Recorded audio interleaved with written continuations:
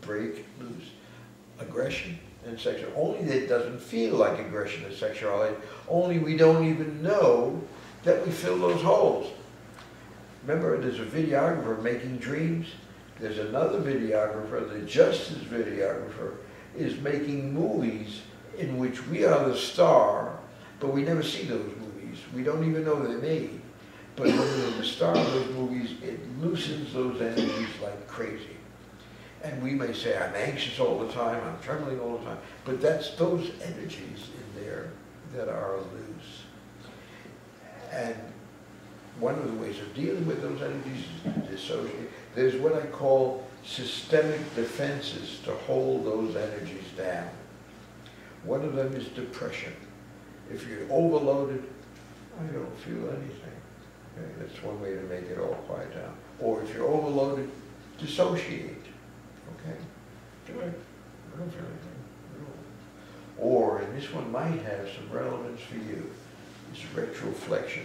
Because when those energies break loose, and if we don't have enough systemic controls, we're going to be rapists and we're going to be murderers, which we got all over the world.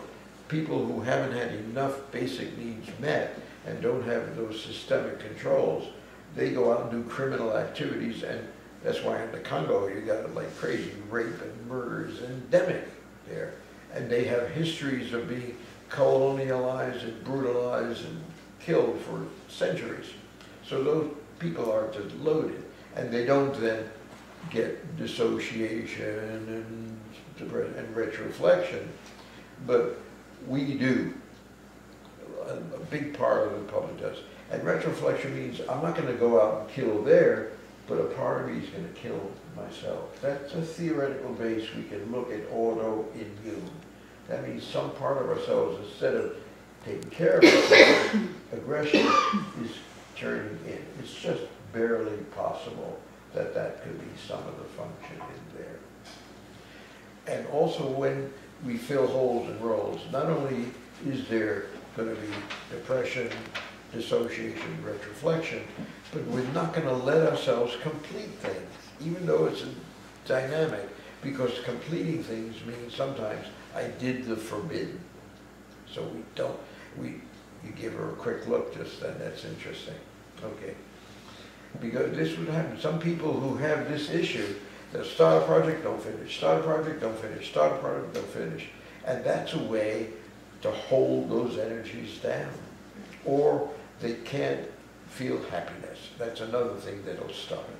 But here's an interesting dynamic. Remember I said some people can't believe the new memory. Okay? That means they cannot receive, even though they're longing for it. And so now when people can't receive, I say, who did you worry about? Who did you take care of? What stories of injustice do you hear? And then we'll go through, they say, oh, my mother did this, or my father missed, his parents were poor and he couldn't have a good education. So that means they're remembering all that stuff. So I'm assuming they made a movie where they were the star taking care of the father or the mother. Then we make a counter movie using objects. We'll have this object maybe being the mother who lost her father, and then we'll say, this is going to be, role play, the mother's ideal father. So now the person is watching a movie that is the antithesis of the unconscious movie that was done. So the father in the movie says, if I was your ideal father, I wouldn't have died when you were a little girl. I'd be with you your whole life. And the person watches, like a bird falls asleep. What a relief. They say, oh, my mother could have grown up to be such a better mother. Now at that moment, a principle emerges. A principle, the real mother may never have been able to take care of the person. But they're seeing the mother now with an ideal father, and they think, oh, my mother could have grown up. So we take a tiny little something, and we put it there as the principle of an ideal mother. So they're seeing the birthing of the notion of a mother in this movie, and they're released of having to be the caretaker of the mother.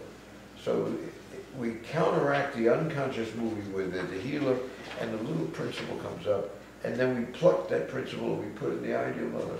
The ideal mother says, if I was your ideal mother, I would have had a father, and I would have known how to take care of you. And they say, oh, it's wonderful. And then they can allow themselves to receive.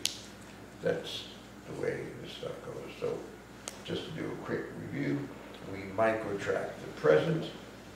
We find what history comes out. We put out figures of how it was. When they talk about negative history, we start to construct an ideal alternative.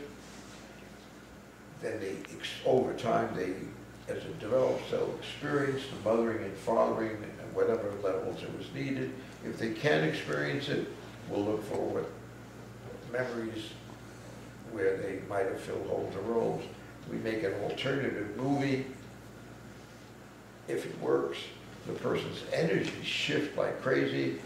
The receptivity opens up and they can take in what they haven't allowed themselves to take in before, and they can construct a new memory, and then they look at the world and it looks different. They have different expectations and different reactions to reality. That's today's theory.